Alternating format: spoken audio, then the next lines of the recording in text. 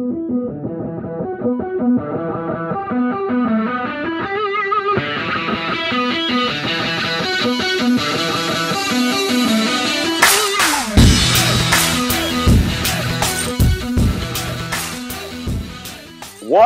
is going on, ladies and gentlemen? It's your boys from the ShockTheWorld podcast, here to talk about some Houston sports. I'm really excited, especially after this last weekend. I'm your host, Harold Eason, and this is the boy. Downtown San Antonio, beautiful view, Texas, old man Tim Hanna. Yeah, I'm just going to not comment on my thoughts about that city just to, save the listeners for the 700th time. But I hope you're having a good time on the Riverwalk, because that's all there is. No. I don't do the Riverwalk. I'm here for the night, and then I'm going out to the Eagleford, and then I'm 37 corridor, and I'm everywhere but San Antonio. Gotcha. Standard. Well, that's pretty awesome. Clearly, I look like a degenerate because I just got back from the gym, but that's okay because we are going to talk about your Coogs' last slate of basketball games and finally ranked for the first time in a long time, which we will talk about. Pretty hyped about that, though. So with that, I guess let's dig in. So the last game that we talked to you guys about was the first Cincinnati game that we were previewing. So if you want to go ahead, we'll just go and get the ball rolling. So I was able to watch a little bit of this. I can't remember what I was doing. That's the end of January. I think it was on the road or something like that. But the final score, Good Guys 70, Cincinnati 80. At one point, we were leading by 18. It's always tough to win on the road. We almost had it, but I mean, we were up by 7, or we were up by 3 at the half, but then they stormed back in the second half. Hard effort by the team, but I think at that point in the season, we weren't ready to take that next step. But in just a few short games, all those things changed. I completely agree. This was a really tough game to watch. I believe it was on ESPNU, so lots of eyes on the game. Went out and were just killing it in kind of the form that we've looked and recognized as of recently, and in points and times of the season have looked like, but basically showed one of the things that I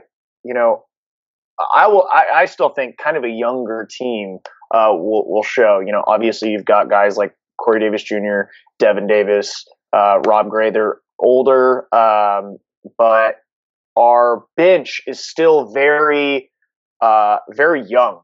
And that's really showing, or at least inexperience. Breon Brady, the guy's basically fouling out every single game, unfortunately. Well, yeah, you just mentioned young guys. I mean, Fabian White had 23 minutes in this game. Armani Brooks, 24 minutes in this game. So they're two very young guys. Yeah, and overall, the two Davises, in my opinion, as you'll see over the next couple of games, continue to be in my opinion, most important players of the game. To touch, we'll get about the next Cincy game in a little bit, and I'll talk a little bit about that and recap later. But in my opinion, are really showing how important they are to the team. Obviously, Corey Davis is getting almost 20 points a game. He has gotten he's averaging over 15 almost every single game, which is awesome. So that's about it for this game. The first half we look awesome, and then just hit that slump. Since he just kept on growing on that lead, ended up losing 80-70, unfortunately, and advanced to 6-3 in the conference at that point, and was not a hot look for the us in the American, as a couple of the other teams started to sort of work their way up. So that sort of sets the tone of where we are. We won't spend as much time on each game as this one, but that's sort of where we were when we left you guys. And let's jump on to the next one. So the next game, starting in February, which is the February update, we play at UCF, and this was kind of a where are we going to head as a team? Are we going to take that step? Are we going to rebound after the loss? Are we going to wallow in self-pity? Are we just going to roll over and play dead? 100%. Well, thankfully, we came back and won on the road against a good UCF team who is missing their best player. We win this game 69-65, go to 17-5 overall, 7-3 in conference. And I think one thing that I thought was pretty interesting is that there were 0 lead changes this entire game. We led the entire game, although we played it pretty close. Correct. It was real close a lot of the time. It was real close. I remember watching this game, but we pulled this out. So hats off to Coach Samson and staff Coach Samson and staff for pulling this one off and getting the win on the road, which is hard to do. It is hard to do, as we'll talk about later on a couple of these games. Obviously, lost a Tulane game that ended up going in our favor at home, very noticeably. But this was a huge win. Like you said, we went out and played Cincinnati, I think, pretty well, but showed some faults. And unfortunately, they had a packed house, and it's, that environment will affect your behavior. And, this game, to me, said, okay, we just lost one road game. Now we're going to go head down to UCF. Are we going to be able to show that that was a fluke or that was like a deserved loss? And how the rest of the season was, because if we lost this game too, this is a UCF team without Taco Fall. Now, granted, they had A.J. Davis, B.J. Taylor, Cesar DeJesus, I'm going to call him DeJesus, and De Jesus, and Dayon Griffin, all at above 10 points. So to me, on our side, we only had Corey Davis and Rob Gray in normal Rob Gray form, but it showed that the rest of the team wasn't playing so well. One of the things I've noticed is that when Rob Gray is playing really well, it means we're kind of having to force ourselves to really push our, his skill set on shooting because not everybody else is playing so well. Yeah. So that's my thought on that. Great win. Unfortunately, I was working this night, so I was not able to watch the game, but except for the last 5 or 10 minutes, and it was a tight one. So glad we were able to eke that one out. Ended up winning 69-65, and but yeah, very good. The next game was really fun. Yeah, so the SMU Golden Ponies come down from Dallas, from the Highland Park area. We played them 8 o'clock at night, and we get the W. 67-59 puts us at 18-5 with 8-3 in the conference. I think one thing that jumps out to me, Armani Brooks went 7 of 9 from behind the arc. That was pretty damn impressive. I really like that. Sometimes Corey Davis and Armani are both on the 3 points, but at least one of the two is on, which gives you that outside threat, which means you can penetrate into the paint, which means Davis can do the pull-up jumper from 17 feet. I really enjoy that we have at least one type of weapon always working outside the arc, and I think that's really encouraging if we're going to try and make this postseason run and talk about maybe 30 round of 32, Sweet 16, so on and so forth. Sweet 16. I mean, some of the folks last night on TV were talking definitely a Sweet 16 team. And, look, I just want to win the first round, okay? It's been a while since we've made it in the first round. One win, but one. Just one. I will take one. But I think we can do a little bit better than that. Overall, this was a very, very fun game. Lots of obnoxious SMU's fans there. Not really a lot, but they were just close to us. And it was fun as hell, though. Overall, Coogs played well. Obviously, Armani killed it, 23 points. Rob Gray, very slow in the first half, ended up doing okay in the second half with 15 points. And then one thing I got to interject with you right there, because I was reading this, I wasn't able to make the game. I don't like that Rob Gray was 6 of 18 in field goals. That's concerning. Yeah, he was not shooting well at all. Yeah. I think he actually went into the second half with 0 points. Yeah, he had less than 5. I do remember that. So, tough one. Devin Davis played okay in this game. Not his best, but honestly, this is one of SMU's better performances of the year since obviously losing Shake Milton. Jamal McMurray was on fire. And then Akoy, however you say his name. Good job. Now who's pronouncing shit backwards? Douglas was really, really good, actually. And all those guys played a lot of minutes. So pretty interesting. But, I mean, when they've got this guy, Jimmy Witt, in there, obviously he's their guard, but 40 minutes with 0 points. They've got to work on something. I don't necessarily like seeing SMU, as far down as they have come, but because of the Texas rivalry. But I think it'll be interesting to see how, as the conference plays out over the next couple of years, where they fall after the Larry Brown effect, as I like to call it, has gone away. Obviously, they have a beautiful stadium. It'll be interesting to play up there. I'm kind of worried about that, honestly. We don't SMU very well, but we'll get into that in a little bit, and we'll let's jump on to the next one. Yeah, so the next game on February 11th, 5 o'clock at home, we played Tulane, and it was we beat them by 30 points. I mean, we beat them upside one side and down the other. Just to give you kind of paint the broad picture, every single one of our scholarship players got minutes. We had a Mike Aduemi signing.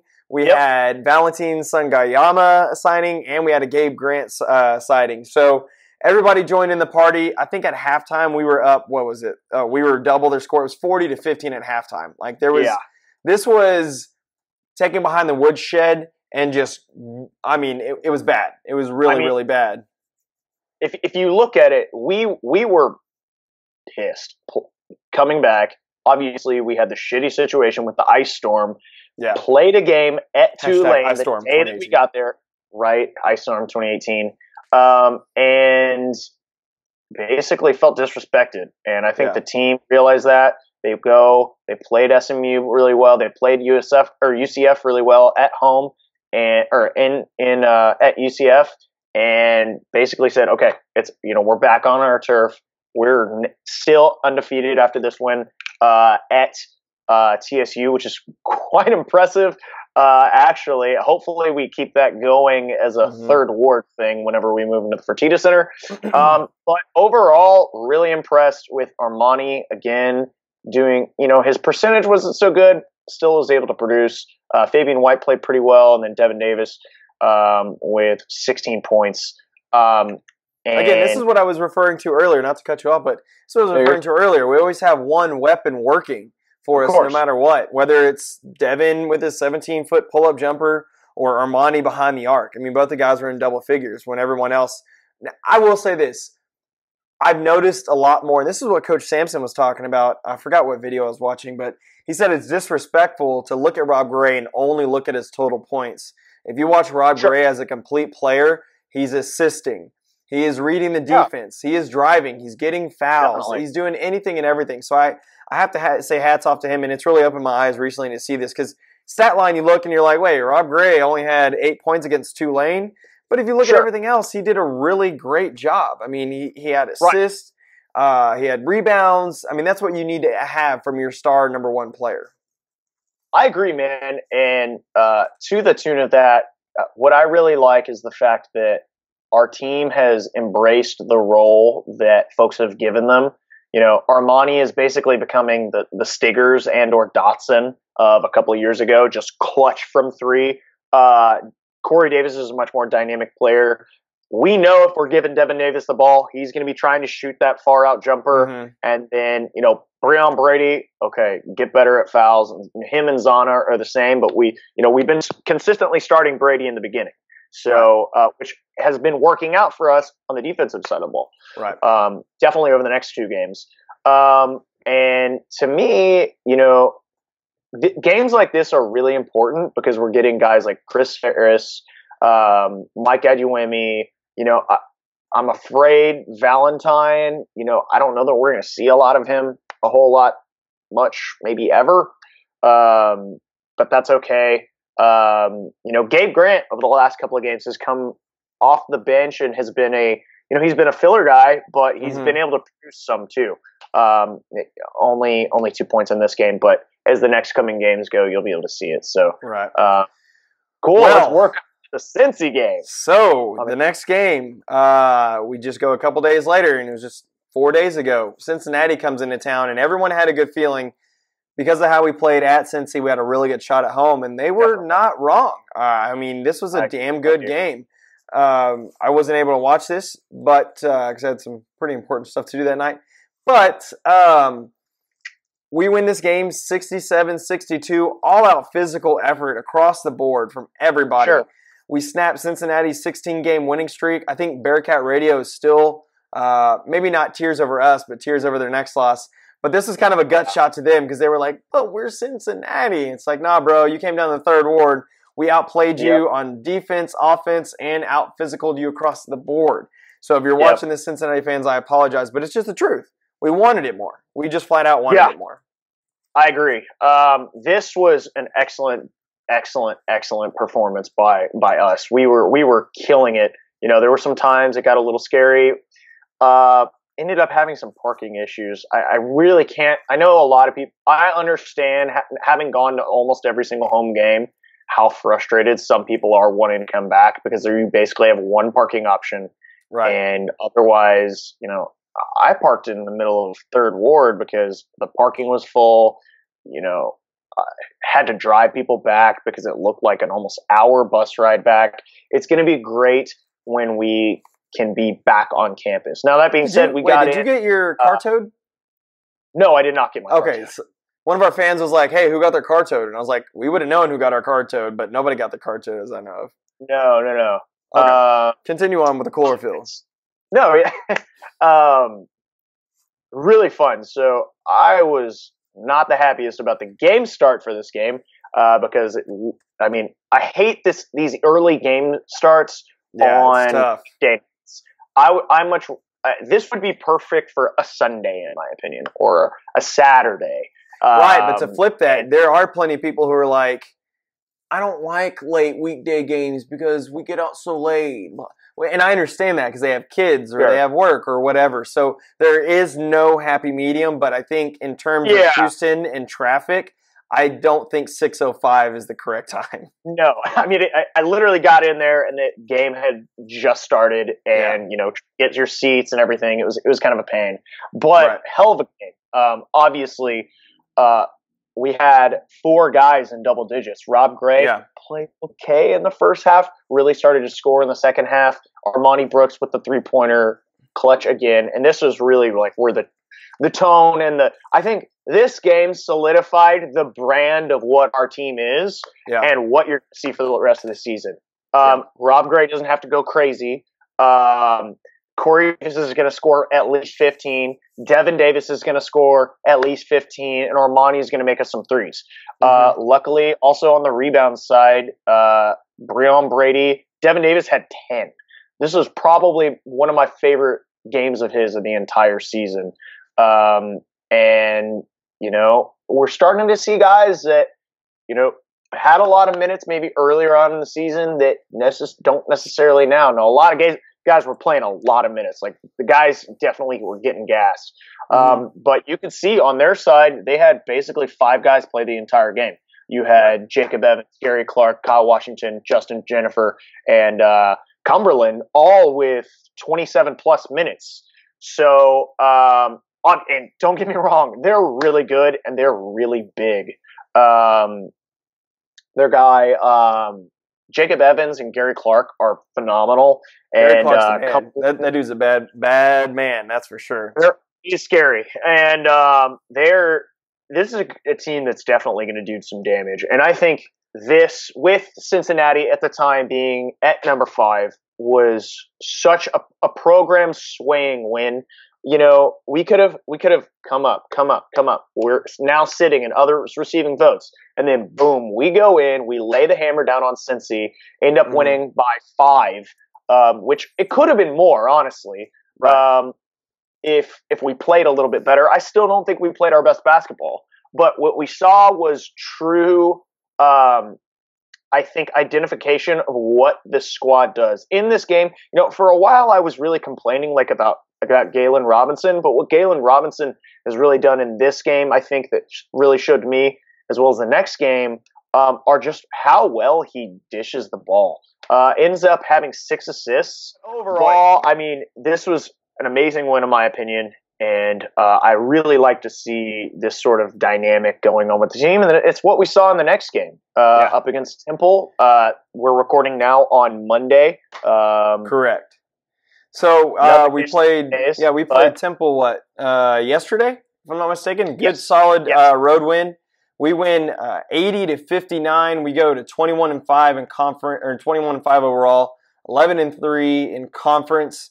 You had guys like Devin Davis, Corey, Galen, Rob all have 20-plus minutes. You had 3 guys in double figures from starters, and then 11 points from Armani Brooks off the bench. So overall, great, solid win on the road. I want to say, didn't we start off like 13-0 or something like that? Like, it was ridiculous. What we were doing at the very beginning of the game was 15-0. Yeah, and it was 13. There was 13 minutes left, so there was like 7.5 minutes into the game, which was impressive. I mean, we'll take that. Great management. We'll take that for sure. The best, I don't even want to say this. Temple was not playing good. No. We were playing okay. Obviously, Corey Davis came off and laid the wood on this game. Ended up scoring 6 threes, 20 points. For me, gets game ball with 20 points, 5 rebounds. Killer performance from him. Very similar stats with Devin Davis. Ends up 11 rebounds, 16 total points. Rob Gray, a little quiet. 7 points. But honestly was playing really well. Got 7 rebounds, and they were all very, very crucial rebounds because they were defensive rebounds. Mm-hmm. I saw him out hustling. This game was like summed up by the hustle. They're taller than us. I don't want to say they have better talent than us, but overall, like a lot of those rebounds, I mean, what total rebounds, we rebounded them 53-22, and that was just out of hustle. That's huge. That's the stat line to take a look at for this week. And Galen actually had a really good game. He ended up getting an air ball or something right after I tweeted that, of course. He was playing really good, but he really set the freaking tempo, did the same thing in the Cincinnati game. And overall, for me, I think this was his best performance of the entire season. I'm very proud of him. And obviously, we got to get Armani scored us some threes. He also had some bad shot selection. There was one one possession where this isn't football anymore. Possession where he shot 3 of them and missed all of them, and they weren't very good shots to begin with. So ended up being 2 of 8 for that. But overall, 11 points. I'm telling you, this guy is going to be great when he's next year, the year to come. This is going to be a guy that we're going to be really stoked to have. So, especially in the future. Temple just didn't play too well. They had 3 guys in double digits. Quentin Rose, their stud, basically wasn't really able to do a whole lot. And then you had Nate Pierre-Louis, who wasn't really able to do a whole lot either. And those are their 2 biggest guys. Or at least most important guys. So when the guys playing the majority of the minutes have 7, 0, 5, and 7 points, that's not a good look for your team. The reason why I think this is such a big game for us, despite Temple playing poorly, is that Temple has a top 10 schedule. RPI. Difficult RPI. Yeah. And this was, I think, it was a number 75 RPI win away to get there. They're trying to get something, because if they got maybe this win and won maybe 1 or 2, 3 more, they might be able to argue as that 4th team to get into the tournament as an at-large bid because of how difficult their schedule is. Right. But overall, we went up.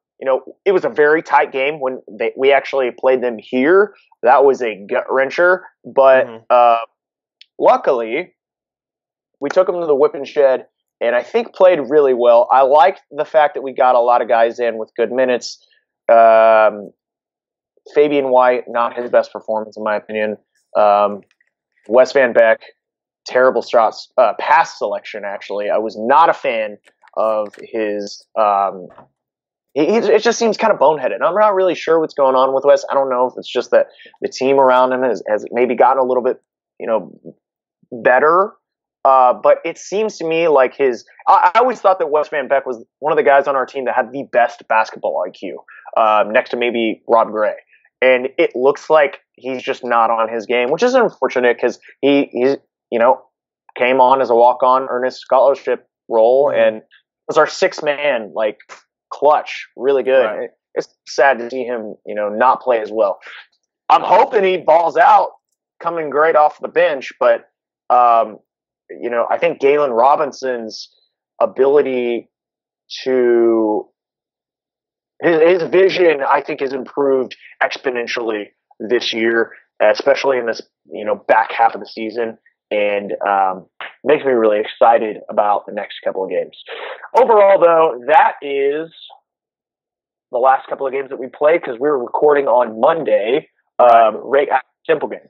So, with that being said, let's jump into the state of the American, kind of where we stand. We are currently the number 7 conference RPI, which is great. It's well-deserved. Sure. But we're going to start from the bottom. Behind the P5 and the Big East. Right, essentially. Which is deserved. If we could move it someday into that 6th spot, I would be stoked for where we are. But, that's just going to be really difficult. And truth be told, all that's going to take is time or perception. That's truthfully all it takes. It's completely perception. Agree. That's all it is. That's all this is perception. Because perception is Think about it this way. Imagine what this conference would look like if you had our top 3 with typical perennial powers like Connecticut and Memphis balling out. That's 5. That could be a 5 big league on your average year. Exactly. And, I'm one to think that Memphis is a kind of team like that too. I don't think UCF's going to last long where they are. I think they're lucky with their giant, if you will. Taco Tuesday. I think, Taco Tuesdays. I don't think that's going to last very long. And the only real teams that I just don't see, being great squads are going to be USF and ECU. ECU has absolutely no excuse, in my opinion. I've mentioned that before. There's no reason that a Carolina school should be that bad. I mean, like that bad. Bad. Why is Coastal Carolina would beat their ass? Honestly. Oh yeah, absolutely. It's really embarrassing, and I don't know how you can't recruit guys in Florida to go to USF. I mean, they're doing it in football. How are they not able to do it in basketball? Well, I don't know about Florida being a basketball talent-rich state. I mean, I know you got your Midwest guys, and you got your Carolina guys, and you got your Texas and your California, but I don't know about Florida. I could be wrong. I don't really follow basketball recruiting that much. State, but I mean, there's still always some great guys coming out of Florida in the top one. And I'm not going to say that they're going to pick those guys, but you're right. Yeah. So let's go ahead and do it for the bottom who we were just talking about. Let's do this bottom quadrant. Number 12, South Florida. Number 11, ECU. 10, Tulane. And 9, unfortunately, UConn. To me... And these do not follow the standings, by the way. No. This is our personal opinion, our expert opinion, because we played so much Division I basketball. In just my opinion, what jumps out to me is UConn at number 9. I find that very sad for the American as a whole. I would never wish anything bad upon any school, but this sucks that UConn's, in our opinion, in the bottom quadrant. I completely agree. They ended up getting a win over ECU the other night, but it was by 4 points. And that's actually why I put them in this bottom 4 of the conference, and that was at home.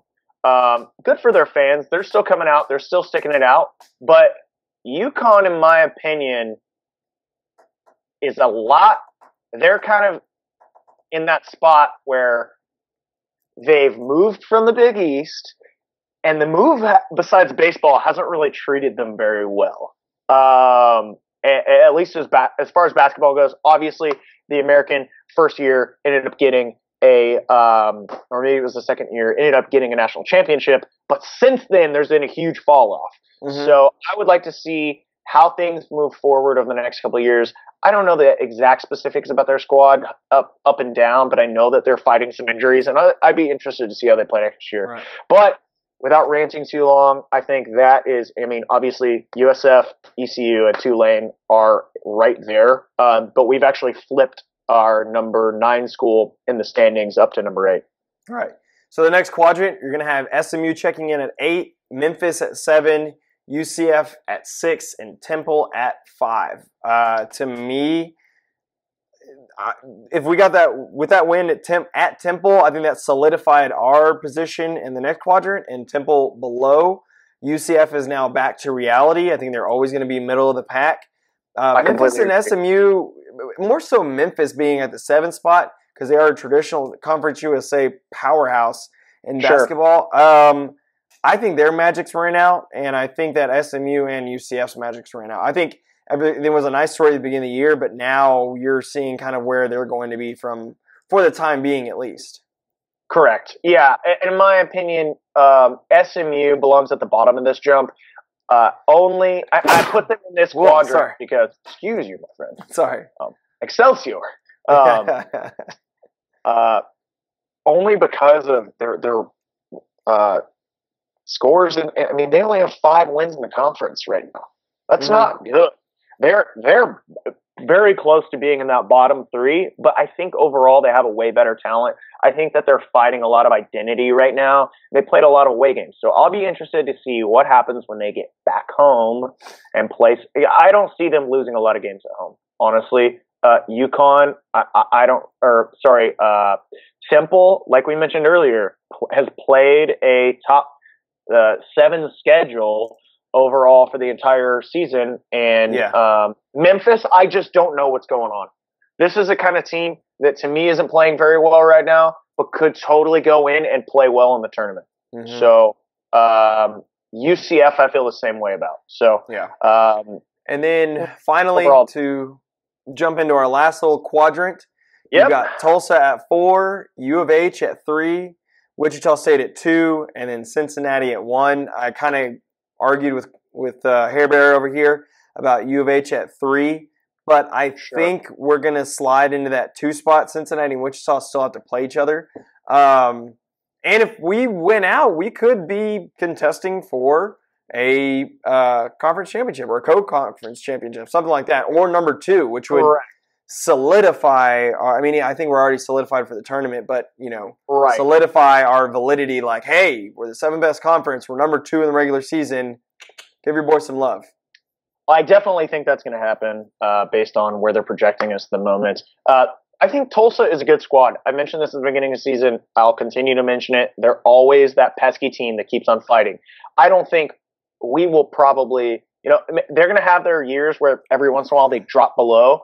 Keep in mind, with the exception of Memphis and UConn and maybe Temple, Tulsa has great basketball history and has always been pretty good. So I am not surprised that they're here in our 4 spot right now. The reason why I put U of H only in our 3 spot, and this is not based on rankings, and I'll just go ahead and say, as we talk about U of H now is sitting at number 23 in both the AP and coaches poll for the first time since and are ranked for the first time since 1984, which is amazing. And I think we need to clap. That was very good for us. Kelvin Sampson got him an extra $10,000, son. Really? Yeah, there is a clause in his contract. If we get ranked on any given week, he gets 10 G's. That's a nice little paycheck. I'd take 10 G's. You can go buy a Rollie. I don't think Coach Sampson's about Rollies, to be honest with you. Maybe not. But I only put them in the same, form because Wichita State just went and beat Cincinnati at home, and we couldn't do that. Obviously, in the standings, we are technically above. I don't know how this works. I think it's just based on because we were ahead of Wichita State before this win. We are both 11-3 and overall 21-5. So I'm giving Wichita State's out-of-conference wins as well as their overall strength of schedule and win against Cincinnati up at Cincinnati, and we're convincingly beating them the entire game. To me, saying that they are more deserved at the moment of the number 2 spot, and I think overall we have to give Cincinnati the number 1 spot. Obviously, They just lost games to us, and Wichita State overall have a better record at 23-4 and have, I think, the toughest strength of schedule of the entire conference. They're on a 2-game lose streak. Not very good for them, especially since they were 12-0 going into their game against us. Right. So overall, that's how the rankings are panning out. You have for the American Athletic Conference, you have Cincinnati sitting at 11 in the AP poll, Wichita State sitting at 13, and then your Coogs in at the 23. And I think we can only improve upon that. So I guess let's jump on and take a look at some Daddy boys, Tim. Yeah, so we're going to talk a little bit about Sadie boys in our remaining schedule, just kind of wrap up and give you kind of preview for the rest of the season. But a few quick touches. Right now, U of H is number 19 in the RPI. Real Time had us as of a week ago going 3-3 the rest of the way. Just kidding, not so fast. They were way wrong. They had us wrong against Cincinnati, Temple, and UCF. So that just goes to show you predictions are predictions for a reason. But now they're predicting us to go 4-0 and finish 25-5, which would be huge. I mean, really huge. Kind of all over the place right now for bracketology. 6 seed versus Baylor per Real Time. 9 seed versus Nevada on ESPN, and then a 9 seed versus Bama. I've seen like a 6 or 4 seed, something like that, versus Texas. I've seen A&M. It's all over the place right now. There's no telling where we're going to land. But I think right now we've moved out of that first 4 out, first 4 in into, okay, you're for sure in. Now you're going to be a single-digit seed, and now you're almost expected to win going into the NCAA tournament.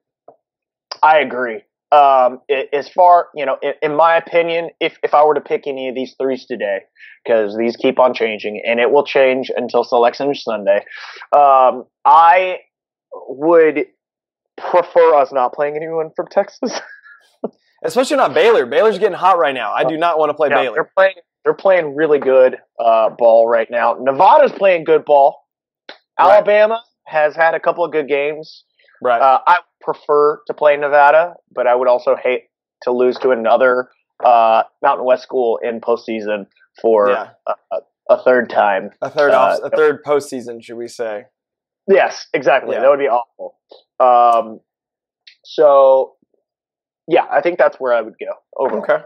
Well, and just to let everybody know, quick Statty Boys, as of last week, Rob Gray is now the all-time leader in AAC career points. He passed, who did he bump? Temple's Quentin DeCozy, and SMU's Nick Moore. He now has 1,463 points, which that doesn't include the Cincy game or the Temple game. So he's going to be head and shoulders above everyone else, and it may be a little while before that streak gets broken because all your really, really good players are probably going to bounce after year one. But the next little point is Armani Brooks got Player of the Week last week. He averaged 17 points last week, 10 rebounds a game. He had, like we talked about, 23 points versus SMU. And then, basically double-doubles across the board. So Armani Brooks is our 6th man. He's coming off the bench, and he is lighting it up. And this kid only has upward to go. I mean, the kid's a true sophomore. I'm very glad. We're going to hold on to him for 2 more years, and I'm very glad we do. Yeah, dude. So I think overall, we've got some more statties in here. But basically, you're saying that this is this would be as of now, our 3rd 20-win season. That's correct. So we've had 3. 1980.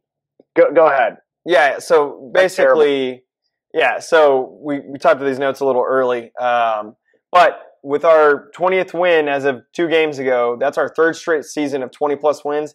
That hasn't happened since 81, 82, 83 season. So that's That's huge. Impressive. That is pretty damn impressive, especially in a much harder league. And the only thing, the one last little Sadie boys, I want everybody to know, it's not just the offensive prowess that we have. We're third in the AAC and seventh in the country in field goal defense. We play defense. We're not just about behind the arc and little jumpers and in the paint. No. We're going to shut you down. We're going to out-rebound you. We're going to play defense. We're going to get on you. We're going to trap. We're going to press. So if you have coworkers or friends, that's where the hustle comes from. If you have coworkers or friends say, well, what's U of H doing? Well, we're playing defense and we're knocking down threes. If I had to say two things about U of H. Yeah, playing some serious ball. And, after the Cincy win that morning, I had like 10 people at the office, like people I don't even like talk to, come up. That was an awesome win. So I was like, yes, victory. Exactly. The UT t-shirt. So with that said, let's jump into our last little remaining schedule on the year. Yep. We've only got, 4 games, and that's 2 at home and 2 away. First game is going to be against Memphis on February 22nd, 8 o'clock on CBS Sports Network, so you cannot watch it. But as of right now, Memphis has a 126 RPI. Their last 3 games, the last 5 games, they've gone 2-3, including 3 straight losses to ECU, Wichita State, UCF, and then getting 2 wins against at SMU and at Tulane. The 2 top scorers, Jeremiah Martin and Kevron Davenport. That is really bad. I know I butchered that. Over Kyvon Davenport, average over 20 minutes, almost 30 minutes a game each, with almost 13-plus points a game. So it's always tough to play at Memphis, but I think I got to call a W here. Yeah, don't get me wrong, I would say this is probably the most worrisome game on the schedule for me. Actually, I don't know. This is tough. It was the Tulane game that I was mentioning last. Oh no, sorry, I'm mixing things up now. I'm an idiot. But overall, read, bro, read. No, my brain no worky. It's Monday. Too much macro count, bro. Too much macro count, bro. So, but yeah, I mean, this is going to be tough. They're playing some serious ball right now. They have Jeremiah Martin and him, Kyvon, scoring more than 13 points. And overall, I'm with you. I think we're going to get the W. I think it's just going to end up being how well does Armani Brooks, maybe Devin Davis play on an away game when they've been playing so many minutes. I think Corey Davis is going to continue to play as well as he has. I would like to see more consistency out of Galen, like we've seen of him recently, and I would like to see some more point production from Rob Gray and better shot selection too. Because there were in the Temple game yesterday, there were too many silly 3-pointers that he shot that I thought were stupid. Mm-hmm.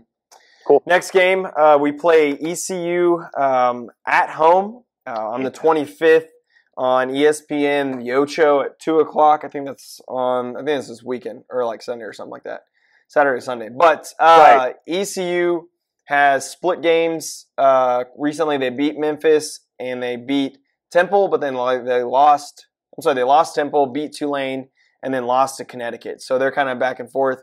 I don't think we're going to have any problem with this. Their current RPI is 277. This is a must-win game on the road, although I won't ding this too much. But this is one of those solidify who you are, that you're deserving of this ranking, because I guarantee you our margin of error is 0 right now when it comes to rankings. You lose a game like this, we drop out. Yeah, not good. This is, as far as I'm concerned, a W. We don't really need to talk about that. Let's talk about getting your butts to the game. So the game is on what date again? The 25th. We're looking at the 25th. So that's Sunday. Again, gotta love those Sunday games. That is at the same time as the Cal State Fullerton game. But that's at Cal State Fullerton. Yep. Yeah. And cook-off will be done. No more cook-off on Sunday. Correctamundo. Yeah. So get your butts out, and hopefully we see you there. Yeah. Next game, we play at SMU on the 28th. So 3 days later, we make a trip up 45 and go play the Golden Ponies from up on 45 North. Recently, they've gone through 1-3. They've lost to Cincinnati, a loss to Memphis, a huge loss to UCF, 37-52. But then they bounced back and beat East Carolina. So I'm not really sure what to think about SMU at this point. We handled them pretty soundly the other day. Sure. But they didn't have Shake Milton. And is Shake Milton back or no? We do not know. So I don't wish any ill on him being injured. I just hope that he's ready to play after the season is over, if that makes sense. The day after, so we can try. I want him to play because the better that he is and the better that team is, the more warm up we're going to get for the NCAA tournament. I don't know. Maybe. But regardless, I don't think he's going to be ready for this game. The thought is maybe postseason. So overall, though, they've been not playing like SMU was expected to play this season. But what I do like to see, at least as far as good competition for this game, obviously it's at SMU. We play horribly at SMU. My dad was going to go, but the last 3 games that we played at SMU, we've all lost. That he's gone to. So tell his ass to stay home, period. He ain't going to that game. Yeah. But the win over East Carolina, at East Carolina, and only losing by 2 points at home against Wichita State is what scares me. If we're going to drop one, this is going to be the one that we would drop. And I don't know that this is going to be that bad of a loss, because I think their next couple of games they can play and probably do pretty well. So this will be interesting. Hopefully get the win, but I would say keep your eyes peeled, because if SMU can come out and ball out like they did against Wichita State at home, and Wichita State is a fantastic team. Well, somebody's going to have to be on this game. Somebody's going to have to be on this game, whether it's Corey Davis, Devin Davis, or Rob Gray. One of those 3 have to be on, and they have to start off being on. If they don't, this could be a bad. This could be a really, really bad game. Because they're going to show up just like we showed up, because it's that in-state rivalry thing that we got going on. It just so happens we're number 2 in the conference. You bet your ass they're going to be there. So then we have our last game at HP&E Arena. Hopefully, praise the Lord, it'll be our last one there. We host UConn on March the 4th at 3 o'clock, coming in with an RPI of 100. Right now, they have them scouted as they're going to, let's see. They lost against Tulsa. They won East Carolina, but then they're projected to lose against Cincinnati and then win Memphis Temple. I think this is not a gimme game. This is a must-win game. And I think these last 2 games are going to set the tone for how we go into conference, and then conference sets the tone for the NCAA tournament. I 100% agree. And I would love, obviously, I think we'll probably give you a tournament like preview right before the tournament starts, right after the UConn game, so we can give you a better picture of how it's going to look, who to expect to look well, even if it's only a quick episode. But good news is UConn, because they're UConn, it still has like a decent RPI. They're 100. That could get better. That could get worse. Personally, I don't see them, beating Cincinnati, but maybe Tulsa. So we'll see how this goes. But I definitely think, like you mentioned, if we go and win these last set of games, then that will look really, really good going into the American Conference Tournament, which I can't wait next year when it's in Fort Worth, because we'll all be able to make it. But it's going to be interesting. I think UConn is, they're not UConn of usual, but it's going to be a great home game to go to. And I think it would be amazing to say that you were at the last game, that hopefully we set a completely undefeated home season. Home away from home season. Yeah, home away from season. That's incredible. And that would be great. And I just encourage you guys. Nothing's set in stone. I think a lot of Coogs are sitting there right now. They're like, okay, we just beat Cincinnati. We beat Temple. We got this easy schedule. No, we're good. Oh, there's so many fans that have put it on cruise control. Like, we're good. We're good. No. We can. Let's get fans out for the ECU game. Let's get fans out for the UConn game. And overall, especially with Senior Day coming up. Exactly. Rob Gray, Wes Van Beck, those guys really deserve a good send off. I completely agree. That's gonna be a good one. So with that, let's see. I'll jump into final thoughts for me real quick. I'm kind of excited that basketball's, no offense, but basketball's winding down and baseball's kicking up. But I've been really impressed with the team this season. I didn't really know where we were going to go or how well we were going to do. If you'd have told me at the beginning of the season we were going to knock off and we were going to split games between Wichita State and Cincinnati, I'd be like, no way. There's no way. Yeah. So I think that's hats off to the coaching staff and what they've been able to do. I'm really, really excited for the upcoming conference tournament and then making it into the NCAA tournament and hopefully getting our first win since like the 80s or something like that. Yeah. To add on to that, I think you're spot on. # final thoughts. It means a lot for Cougar fans to see a Houston basketball team that has been so rough, for so long, finally ranked again. We've been ranked in 2005, but it means a lot to see that the program is getting the right recognition. And, if the games for the rest of the slate go as posed, then, we're going to look really good going to the conference tournament. I think conference tournament's going to be tough. Don't get me wrong. Yeah. We're the team, the Coogs coug it sometimes. But I think now, luckily, we have enough buy-in, we have enough role players, and we have enough talent and overall basketball smarts to not make those mistakes. Yeah. We'll get into it, obviously, once these games over to give you the conference tournament preview.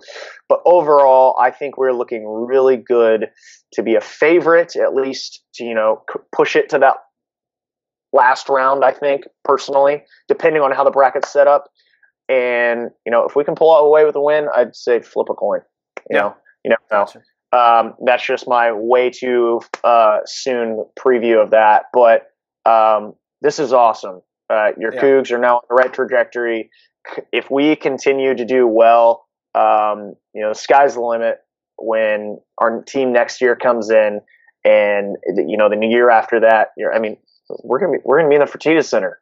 It's gonna be an awesome recruiting tool. So I think I am so baseball and football have been doing so well in the last couple of years. I think finally we're getting to see basketball being good, and we're ranked. And when we're ranked in basketball, football, and baseball, there's no better thing that you can do for marketing for school and your university. So I'm stoked. It's freaking awesome.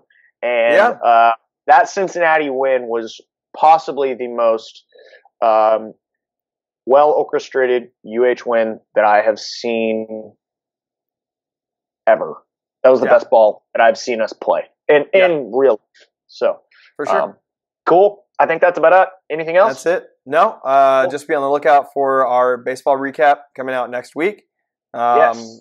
Outside of that, hit us on Twitter because we've been really interactive with everybody recently. Indeed. Especially the Facebook and the Instagram. We're adding a lot of new fans. If you ever have questions, comments, thank you for helping us. Love us. Twitter. Yeah, we got to 1,000 Twitter followers, which I think is pretty badass. If you think we're idiots, please let us know. You can leave that in the comments. I know one of our followers thought you said big baseball banana, so we're gonna work on our enunciation here at the ShockTheWorld School. Dude has been a troll on Coug fans and is I believe a Texas Tech fan. So that does not surprise me. Random Texas Tech coming out of the woodwork to go diss on us. The dude watched 55 minutes of us squawking around about baseball, so obviously he has a vested interest. There you go. So appreciate it, guys. And with that being said, if you, for whatever reason, got to the end of the episode and you still have not listened to our baseball preview, go and make sure if you're on podcast, click that link. And if not, we'll go ahead, just go to our YouTube page and click that one. Really good info on there on what to expect and give you sort of a benchmark for when you sit down with Paco and John at the stadium, and you kind of know what's going on. So, overall, I think that's it, dude. That's all I got. Cool. Well, we will see you guys in the next one. Go Coogs. Go Coogs. We're out. Oh, my God.